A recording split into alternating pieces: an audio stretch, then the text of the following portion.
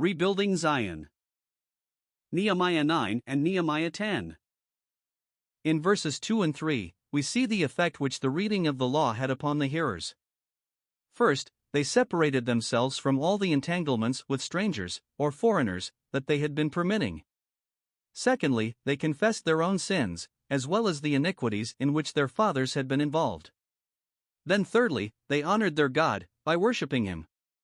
They recognized that the word of the Lord, which they read, demanded obedience. And this indeed is what we have to recognize. It is worthy of note that the epistle to the Romans, which, in its opening verses calls for obedience to the gospel when it is preached, ends with the assertion that the mystery, which concerns Christ and the Church, equally calls forth the obedience of faith. All the truth of God is revealed, not to provide us with philosophical ideas for the entertainment of our minds, but rather while entering mind and conscience, to lead us into happy obedience, as those brought into subjection to the will of God. This will certainly lead us into a life of separation from all that entangles and defile, and also confession of failure and sin. These two things must accompany each other. To separate without confession is not acceptable to God, neither is it acceptable if we confess without separating. When both are combined, we are humbled before God, and brought into that state of mind and soul which befits us to take up our happy place as worshippers in the presence of God. The worship that was offered to God through certain of the Levites is recounted in Nehemiah 9 verses 4 to 6. They confessed Jehovah as their God, and owned that He is the great creator of heaven and earth, and exalted above all earthly and heavenly praise. It was suited to the revelation of God, in the light of which they lived. If we read Ephesians 1 verses 3 to 7, we find the apostle uttering worship in the light of the revelation that has reached us in Christ.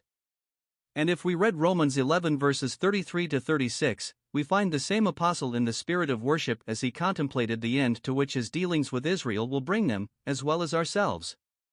The Levites of Nehemiah's day could not anticipate the things made known to us, upon whom the ends of the ages are come. 1 Corinthians 10 verse 11, New Translation. Having owned the Lord, as they knew Him at that time, they proceeded to recite before Him the wonder of His dealings with their nation, from Abram onwards through the centuries. The chapter is a lengthy one, and if it be carefully read, their checkered history comes before us, and we cannot fail to be struck by three things.